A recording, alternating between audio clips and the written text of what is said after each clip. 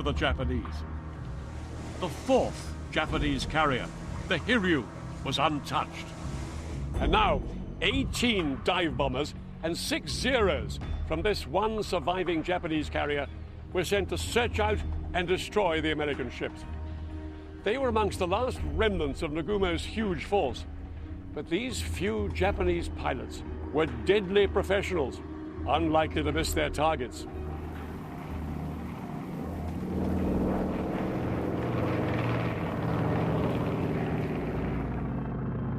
Intent on revenge, the pilots from the Hiryu soon spotted what they were looking for. An enemy carrier.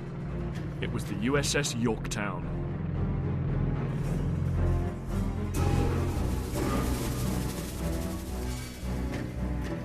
The crew of the Yorktown were horrified to see the Japanese bombers approaching. They'd been hit by the Japanese before at the Battle of the Coral Sea, but this time they were prepared. The experience of the Coral Sea had taught them vital lessons in damage control, which they immediately put into action.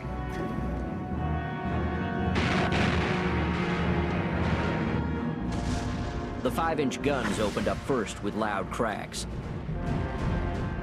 Then came the rumble of multiple guns.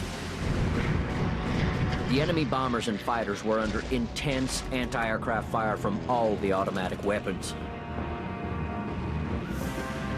The sky was black from shell bursts.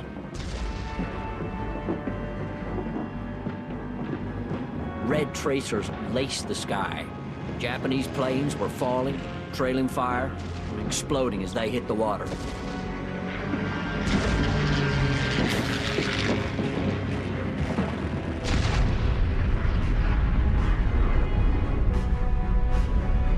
Anti-aircraft guns put up an effective barrage which destroyed many of the approaching Japanese planes. But 7 of the bombers made it through. They dodged the wall of flak coming from the carrier and dropped their bombs. They scored 3 direct hits. The bombs ripped through the flight deck and exploded deep in the heart of the ship, snuffing out the boilers. The Yorktown slowed to a halt.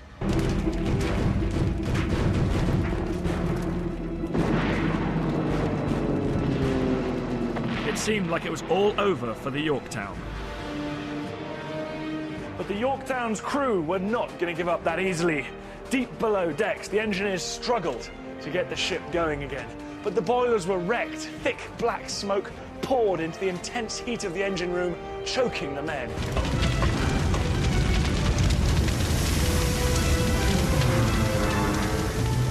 For over an hour, they worked against the odds, fixing the boilers.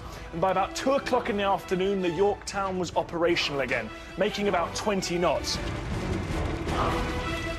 Reports from their pilots that an enemy carrier had been destroyed began to revive Japanese hopes. A second attack force was quickly launched from the Hiryu to find and destroy another of the American carriers.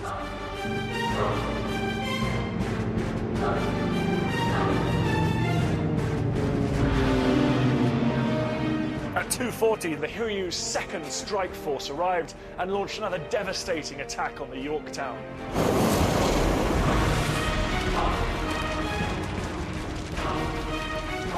The mighty ship had taken all that she could, and soon she was listing to port.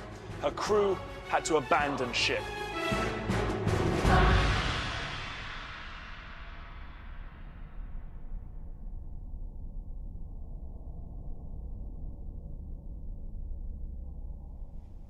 The Battle of Midway was now to end with one final act of destruction.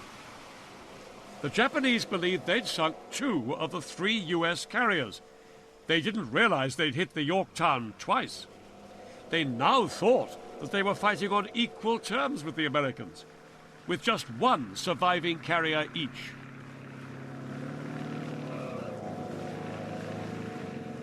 Based on this misapprehension, the commanders on the Hiryu now made an almost unbelievable decision. For the next 90 minutes, the battle would be put on hold.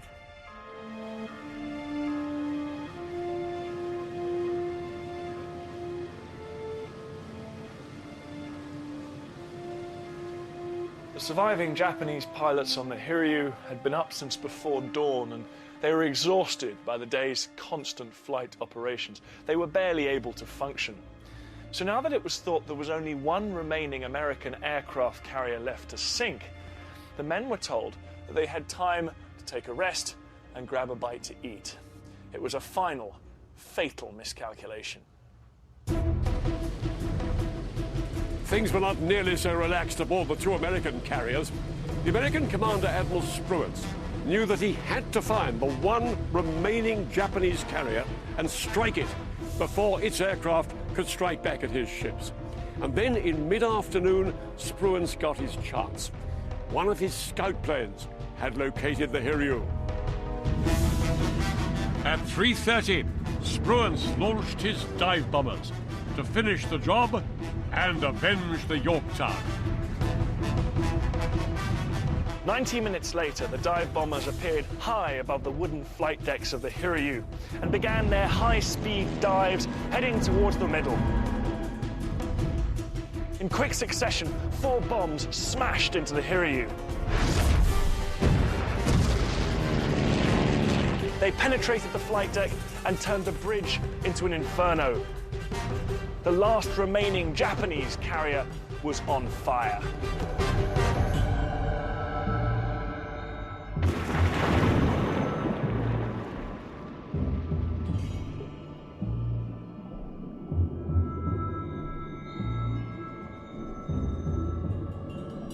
Yamamoto's ambitious Midway battle plan had ended in catastrophic failure.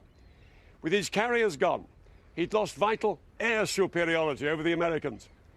He still had his big gun battleships, but they were little more than white elephants in this new era where aircraft reigns supreme. Yamamoto ordered his ships back to Japan. Just over a dozen American bombs had destroyed the cream of the Imperial Japanese fleet and altered the course of the war in the Pacific.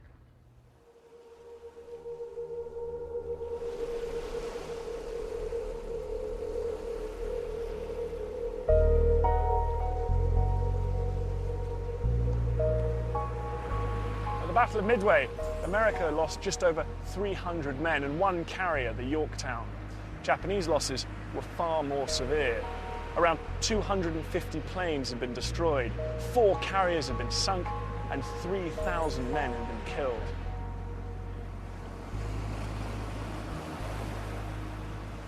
Years of combat experience and training had been wiped out.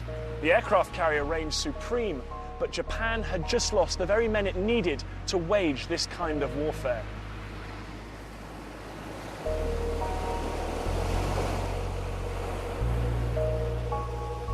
Japan's naval power never recovered from its defeat at Midway on June the 4th, 1942.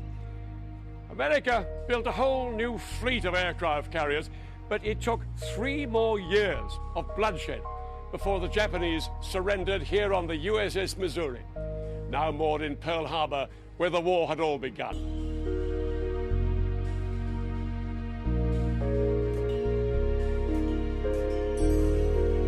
Japan had been a stubborn enemy and only at last admitted defeat when America delivered the final blow: atomic bombs on Hiroshima and Nagasaki, which launched the world into the nuclear age.